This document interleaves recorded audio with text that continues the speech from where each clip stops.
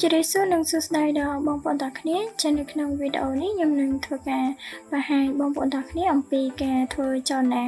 ដើររបស់តួអង្គនៅក្នុងកម្មវិធី Cartoon Animator File ចឹងបងប្អូនត្រូវធ្វើការមានប្លង់និងតួអង្គឲ្យបានរួចរាល់បើសិនជាបងប្អូនអត់ទាន់មានប្លង់ក៏អត់ជាបញ្ហាដែរគឺយើងអាចធ្វើការដាក់ចលនាបានដូចគ្នាឲ្យតែយើងមានតួអង្គនៅក្នុងនេះណាហើយសម្រាប់តួអង្គនេះផងដែរគឺបងប្អូនត្រូវមានឆ្អឹងសិនបានយើងអាចធ្វើការដាក់ចលនាបានបើសិនជាអត់ទាន់មានឆ្អឹងទេគឺយើងអាចធ្វើការដាក់ចលនាបានទេអញ្ចឹងជាដំបូងគឺបងប្អូនអាចចូលទៅលើតួអង្គអាចធ្វើការចុចទៅលើ timeline ដើម្បីធ្វើការដាក់ចលនាបានហើយបងប្អូនត្រូវមានទិសដៅថាតើឲ្យតួអង្គនោះដើរចាប់ពីចំណុចណាទៅកាន់ចំណុចណាអញ្ចឹងនៅក្នុងនេះផងដែរគឺខ្ញុំធ្វើការឲ្យតួអង្គគាត់ធ្វើការដើរទៅខាងមុខជាដំបូងគឺបងប្អូនអាចធ្វើការ break ដើម្បីឲ្យស្រួលមើលសម្រាប់បងប្អូនអញ្ចឹងខ្ញុំធ្វើការចូលទៅលើតួអង្គដើម្បីចូលលើតួអង្គហើយកន្លែងនេះផងដែរគឺបងប្អូនអាចចុចទៅលើមុខនេះដើម្បីធ្វើការចូលលើតួអង្គគឺបង្ហាញថាតួអង្គទេនៅកន្លែង timeline នេះណាអញ្ចឹងបងប្អូនចូលទៅលើតួអង្គនេះមកបន្តមកយើងធ្វើការចូលទៅកាន់ motion ដើម្បីធ្វើការដាក់ចលនានៅក្នុងនេះផងដែរគឺបងប្អូនអាចពិនិត្យមើល timeline ខាងក្រោមនេះបានហើយនៅក្នុងនេះគឺយើងត្រូវប្រើ shortcut key យើងអាចចុច shortcut key ដើម្បីធ្វើការប្រើប្រាស់អញ្ចឹងអាចចុច shortcut key ទៅលើអក្សរ K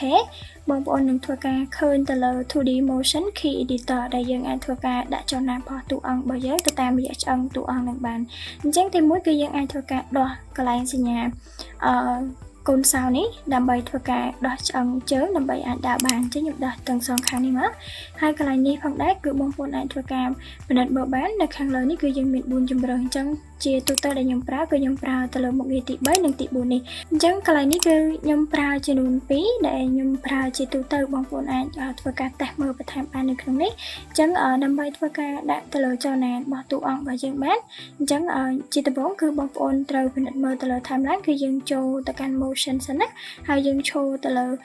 transform របស់យើងចូលលើ transform អញ្ចឹងជាដំបូងគឺខ្ញុំចូលលើជើងឆ្វេងរបស់តួអង្គខ្ញុំដើរជើងឆ្វេងមុនខ្ញុំធ្វើការចាប់អូសឆ្អឹងរបស់គាត់មកខាងមុខមកហើយខ្ញុំចូលខាងលើនេះក៏បានដែរចុចលើកន្លែងឆ្អឹងជង្គង់របស់គាត់នេះមកហើយយើងអូសមកខាងក្រោយខ្ញុំអូសមកខាងក្រោយចឹងមកហើយកន្លែងនេះគឺយើងអាចកាច់កលៈទៅតាមតម្រូវការបានហើយកន្លែងនេះណានេះប៉ុណ្ណេះចុះហើយដៃគឺបងប្អូនអាចធ្វើការកាន់សេរីបានចឹងខ្ញុំអូសមកមុខហើយដៃនេះអាចអូសទៅក្រោយបែបនេះណាហើយកន្លែងក្បាលកន្លែងកនេះគឺយើងអាចបវល់ឲ្យគាត់អោនបន្តិចអីក៏បានដែរបញ្ហាទេបន្ទាប់ពីបានរួចរាល់ហើយបងប្អូនអូស key frame មកខ្ញុំប្រើត្រឹមតែ20ទេ20ខ្ញុំប្រើ20ខ្ញុំធ្វើការ reset ទៅលើចលនាដែលខ្ញុំបានអូសសេរីហ្នឹងមកវិញណាខ្ញុំចុច reset មកវិញណា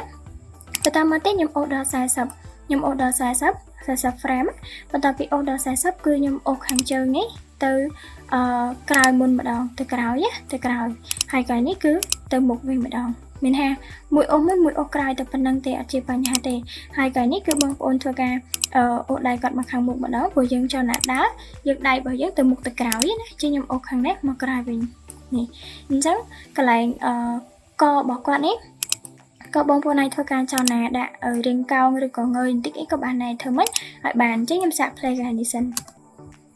ប៉ុណ្នេះអញ្ចឹងអត់តាន់មានចលនាអញ្ចឹងកន្លែងនេះបងប្អូនមើលកន្លែងនេះយើងចាំដាក់តាមក្រោយក៏បានដែរឥឡូវខ្ញុំធ្វើការអូសសិនខ្ញុំអូសអាចអូសត្រឹម200 frame ខ្ញុំដាក់200 frame ចា200នេះ200ឲ្យដើរដល់ត្រឹមណានេះខ្ញុំវាយកន្លែងនេះ200មកតែខ្ញុំអាចដើរដល់ត្រឹមណាឧទាហរណ៍ខ្ញុំដើរដល់ត្រឹមនេះចាជាងលឿនពេកហ្នឹងជាខ្ញុំអូសកន្លែងចំណុចក្រហមនេះមកដាក់ត្រឹម200 frame ហ្នឹងណាជាខ្ញុំសាក play តេស្តមើលអញ្ចឹងនៅពេលដែលអស់ចលនាគឺដើរអត់មានទៅមុខទេអញ្ចឹងដើរយឺតមកល្មមហីបន្តមកអត់តាន់រួចរាល់ទេបងប្អូនអាចតេស្តមើលមួយខ្ញុំបន្ថែមបានគឺនៅដើររឹងណាអញ្ចឹងខ្ញុំអាចឈរលើ frame ទី10ខ្ញុំឈរលើតួអង្គហើយចុចអក្សរ K ចឹងនៅពេលដែលចុចអក្សរ K នៅកន្លែងនេះគឺបងប្អូនត្រូវយកជើងនៅខាងស្ដាំរបស់យើងពុតទៅខាងក្រៅបែបនេះពុតទៅខាងក្រៅពេលដែលយើងដើរមែនតើអញ្ចឹងយើងមិនលើកជើងកន្លែងហ្នឹងត្រូវទេអញ្ចឹងកន្លែងនេះគឺបងប្អូនពុតជើងហ្នឹងទៅខាងក្រោយហើយចូលទៅ frame ទី30បងប្អូនពុតជើងខាងស្ដាំម្ដងជាស្រ័យពុតជើងខាងឆ្វេងម្ដងហើយយើងអូសវាមកក្រៅដូចគ្នាដែរហើយកន្លែងជើងខាងស្ដាំនេះបើសិនជាទៅក្រៅពេកយើងអាចអូសវាមកមុខបន្តិចក៏បានដែរកាលនេះអញ្ចឹងប៉ុណ្នេះឥឡូវយើងសាក play មើលម្ដងទៀតតើចលនារបស់តួអង្គដើរស្អាតបានដើរស្អាតឬនៅឡើយនេះប៉ុណ្នេះគឺរួចរាល់អញ្ចឹងបងប្អូនតើថា កន្លែងនេះបងប្អូនដាក់ចលនាបានហើយគឺ copy frame នឹង copy frame ដែលយើងបានដាក់នៅជួរ transform ចុចទៅលើ key frame ទី1ចុច C ចុចមកចុច frame ចុងក្រោយនេះ5ហ្នឹងណាអញ្ចឹងខ្ញុំចុច control C តមកបងប្អូនចូលលើនេះបន្តមក control V រហូតដល់ដែលយើងដាក់មិញគឺ200ណាអញ្ចឹងបងប្អូនដាក់ដល់200ប្រគ្រប់មកនេះអូខេអញ្ចឹងខ្ញុំសាកតេស្តមើលចលនាដើររបស់គាត់តើគាត់ទទួលបានប៉ុណ្ណាតោះអញ្ចឹងខ្ញុំ play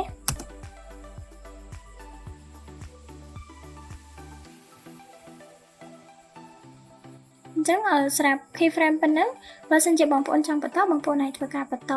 copy paste រហូតបាននៅក្នុងហ្នឹងឬក៏យើងអាច save ចូលទៅក្នុង content អីរបស់យើងក៏បានដែរនៅក្នុង motion ណាអញ្ចឹងស្រាប់ការធ្វើចលនាដើរនេះខ្ញុំមានប៉ុណ្ណឹងបើសិនជាមានកន្លែងណាខុសឆ្គងសូមបងប្អូនអធិស្ឋានបន្ថែមសូមអរគុណ